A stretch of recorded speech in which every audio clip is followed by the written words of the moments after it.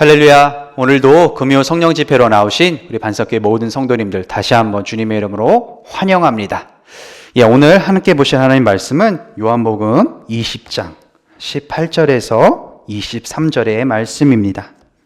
신약성경 183페이지고요. 요한복음 20장 18절에서 23절의 말씀을 우리 한 목소리로 읽어보도록 하겠습니다. 다 찾으신 줄 알고 우리 화면 보면서 합독하겠습니다. 막달라 마리아가 가서 제자들에게 내가 주를 보았다 하고 또 주께서 자기에게 이렇게 말씀하셨다 이르니라. 이날 곧 안식 후 첫날 저녁 때에 제자들이 유대인들을 두려워하여 모인 곳에 문들을 닫았더니 예수께서 오사 가운데 서서 이르시되 너희에게 평강이 있을지어다. 이 말씀을 하시고 손과 옆구리를 보이시니 제자들이 주를 보고 기뻐하더라. 예수께서 또 이르시되 너희에게 평강이 있을지어다. 아버지께서 나를 보내신 것 같이 나도 너희를 보내노라. 이 말씀을 하시고 그들을 향하사 숨을 내쉬며 이르시되 성령을 받으라. 너희가 누구의 죄든지 사하면 사하여질 것이요 누구의 죄든지 그대로 두면 그대로 있으리라 하시니라. 아멘. 예수 그리스도를 통해 비추인 부활의 빛, 예수 그리스도를 통해 비추인 부활의 빛이라는 제목으로 함께 은혜를 나누도록 하겠습니다. 네, 이제 사순절 기간도 다 끝났고요. 사복음서를 탐구했던, 함께 또 공부했던 그러한 시간이 모두 끝나고 이제 끝이 보입니다. 오늘은 그래서 요한복음을 살펴볼 텐데요. 오늘 이제 요한복음의 마지막 부분, 곧 예수 그리스도의 순환과 부활에 대하여 살펴보며 복음서 여정을 마무리할까 합니다. 요한복음의 순환 이야기에는 공관복음서의 순환 이야기와는 다른 강조점이 나타나 있습니다. 그것은 요한복음이 기록되던 당시의 상황과 매우 밀접한 관련이 있습니다. 영지주의라는 단어를 들어보신 적 있나요? 이 영지주의에 맞서 요한복음은 십자가에서 당한 예수 그리스도의 죽음이 철저히 인간 예수님의 죽음이기도 했고, 그럼으로써 예수님은 온전한 한 명의 인간이었다라는 것을 강조하고 있습니다. 즉 요한복음은 온전한 인간성을 지니신 참 하나님인 동시에 참 인간이신 예수님을 보여주고 있습니다. 그리스도의 죽음은 전인적인 죽음이었다는 것입니다. 곧 영적인 죽음인과 동시에 육적인 죽음이라는 겁니다. 또한 영적인 부활인 동시에 육적인 부활이기도 했습니다. 요한복음 후반부, 오늘 살펴볼 18장에서 21장은 크게 두 부분으로 구성되어 있습니다. 첫째, 요한복음 18장에서 19장까지는 육신으로 오셔서 유대인들에 의해 죽임을 당하신 예수 그리스도이고요. 둘째는 요한복음 20장에서 21장까지 예수 그리스도를 통해 드러난 부활의 빛, 그것이 바로 두 번째 부분입니다. 오늘 말씀의 주제이기도 하고요. 그러면 본론으로 넘어가서 한 가지씩 살펴보도록 하겠습니다. 요한복음이 기록된 1세기경 즈음에 유대 공동체는 크게 두 가지 도전에 직면해 있었습니다. 하나는 유대교의 핍박이었고 또 다른 하나는 영지주의의 도전이었습니다. 초기에 예수님을 믿었던 유대 공동체가 겪었던 두 가지 도전이 이 두 가지였습니다. 당시 유대교 지도자들은 많은 유대인들이 기독교로 옮겨가는 그런 개종 과정에서 내부적인 결속을 단단히 할 필요성을 느꼈습니다. 동시에 기독교가 확산되는 것을 막아야 할 필요성도 느꼈고요. 그래서 유대인들 중에서 기독교인들을 회당에서 출교시키기도 했다고 합니다. 그리고 두 번째 위기인 영지주의는 쉽게 말해서 영혼은 선하고 물질은 근본적으로 악하다는 철저한 이원론에 기반한 이단이었습니다. 따라서 영지주의자들에 의하면 물질 세계를 창조한 구약의 하나님은 악함으로 이 악한 하나님을 지양하기 위해서는 사랑과 구원의 선한 하나님이 있어야 한다는 그러한 이론이었습니다. 곧 육체라는 감옥에 갇혀있는 인간의 영을 구해낸다 라는 그릇된 구원관이 그들의 구원관이었습니다. 요한복음은 이러한 이단 사상에 맞서서 참 하나님이자 참 인간이었던 예수 그리스도를 증거하고 있습니다. 그렇다면 첫 번째, 요한복음 18장과 19장에서는 어떠한 내용이 담겨 있습니까? 육신으로 오셔서 유대인들의 죽음을 당하신 인간 예수님에 관한 이야기입니다. 예수 그리스도의 공생의 사역은 초기부터 유대교의 강한 반발을 사며 시작되었습니다. 그리고 예수 그리스도의 십자가 처형에 있어서 가장 적극적으로 앞장섰던 무리 역시 유대 지도자들이었고요. 요한복음 18장에서 빌라도가 3번씩이나 예수님께서 아무 죄가 없다라고 선언까지 했음에도 불구하고 만약 빌라도가 예수를 놓아준다면 로마 황제 가이사의 충신이 아니다라고 협박을 할 정도였습니다. 그래서 끝끝내 예수님의 사형 집행 허가를 억지로 이끌어낸 것, 그 사람들이 바로 유대인들이었습니다. 이것은 제가 누가복음을 설명하면서도 이야기했던 사실입니다.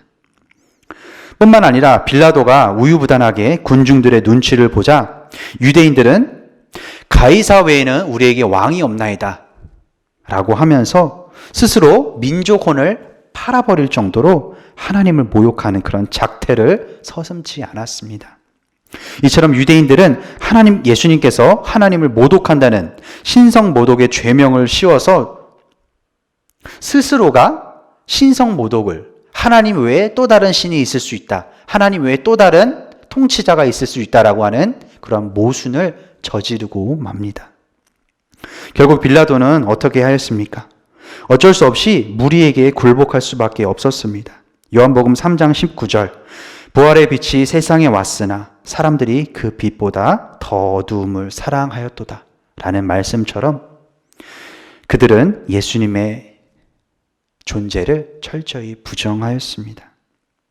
이제 유대인 무리와 로마 당국자들에 의해 십자가 위에서 처참하게 죽임을 당하시게 됩니다.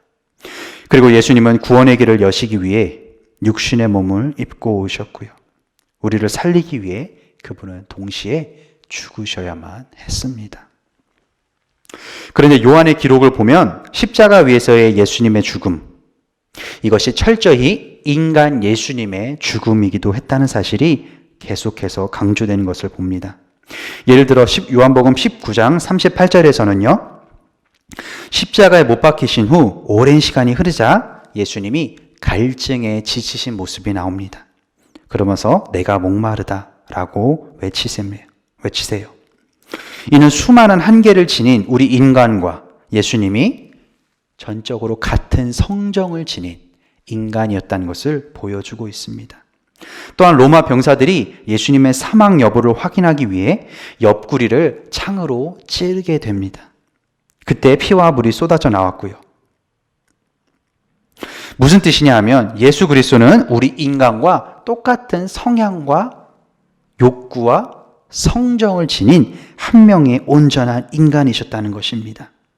요한복음은 이 예수 그리스도께서 우리 인간과 동일한 육체를 지니셨다는 것을 계속해서 강조하고 있습니다. 완전한 하나님, 완전한 빛이었지만 또한 동시에 온전한 인간이기도 하셨던 그 예수님을 우리는 다시 한번 요한복음 대목에서 확인할 수가 있습니다. 두 번째로 요한복음 20장에서 21장에 해당하는 말씀입니다. 예수 그리스도를 통해 드러난 부활의 빛, 그것이 요한복음 후반부에서 기술되어 있습니다. 요한복음은 끝을 향해 달려가고 있습니다. 고독한 새벽을 지나 부활의 아침을 맞이하게 됩니다. 막달라 마리아부터 예수님을 안장한 무덤이 비어있다는 말을 베드로와 제자들은 듣게 되었습니다. 그리고 무덤으로 달려가 현장을 목격했고요. 부활하신 예수님은 막달라 마리아에게 가장 먼저 나타나셨습니다. 오늘 읽은 본문에서와 같이 그 이후에는 제자들에게 나타나셔서 평강이 있을지어다 라는 평화의 메시지를 전달하십니다. 그리고 그들과 함께 방금 잡은 생선을 구워 잡수시기도 하셨습니다. 십자가에 달려서 죽임을 당하신 예수님, 사망 권세를 철폐하시고 육신의 모습 그대로 부활하셨습니다. 이로써 예수 그리스도가 하나님의 아들이라는 사실이 명백하게 증명되었고, 생명의 떡으로서 그분을 믿는 자 누구에게나 영생을 주시는 분임이 확실히 증명되었습니다. 그리고 예수 그리스도의 구원 사역, 예수님께서 하늘로 올라가신 그 다음 보내진 보혜사 성령으로 인해 재개되었습니다. 그리고 제자들을 통하여 지금 이 땅에서도 예수님의 그 사역은 현재 진행형에 있게 되었습니다. 말씀의 결론을 맺겠습니다. 17일 주일은 부활 주일이었습니다. 그리고 이번 한 달간 사복음서를 전체적으로 살펴보며 사순절의 의미와 예수 그리스도를 다시 한번 깊이 묵상하는 시간을 가졌습니다. 결론은 무엇입니까? 예수님의 말과 행동, 기적과 여러 사건, 그러한 것들을 우리가 총체적으로 보았을 때 우리가 내릴 수 있는 결론, 바로 부활입니다. 우리가 가진 신앙, 믿음, 이 공동체의 분명한 목적, 부활에 있는 줄로 믿습니다. 언젠가 죽으나 다시 살 것이며 지금도 매일 우리 삶 가운데 새롭게 체득되어지는 그런 부활의 체험이 있어야 할 줄로 믿습니다. 이것이 기독교의 신앙의 핵심이고 우리가 앞으로 지향해야 할 기독교 신앙의 방향인 줄로 믿습니다. 앞으로도 이 부활의 체험, 부활의 신앙 가슴에 안고 예수님께서 우리에게 마지막으로 명령하신 그 명령, 서로 사랑하라 는 그 사랑의 계명을 지키며 땅끝까지 복음의 증인들로 살아가시는 반석교회 모든 성도님들 될 수 있기를 오늘도 기도합니다. 기도하겠습니다. 하나님 감사합니다. 예수님을 통하여 우리에게는 밝고 밝은 부활의 빛이 비추었습니다. 많은 종교가 있었고 많은 스승이 있었고 많은 선생이 오갔지만 유일하게 죽음을 이기신, 또한 사망 권세를 이기신 분은 오직 예수 그리스도 한 분입니다. 그분이 있기에 우리가 죽어도 살고 또한 언젠가 신랑 되신 그분과 함께 하나님 나라에서 그 부활의 기쁨을 누리게 될 줄로 믿습니다. 지금 잠시 잠깐 고통과 어두움의 그늘에서 우리가 잠식되어 있을지라도 언젠가 그 어둠을 깨고 하나님 나라와 의를 위하여 쓰임받게 될 줄로 믿습니다. 그것은 예수 그리스도를 통해 우리에게 부활의 빛이 비추었기 때문에 가능합니다.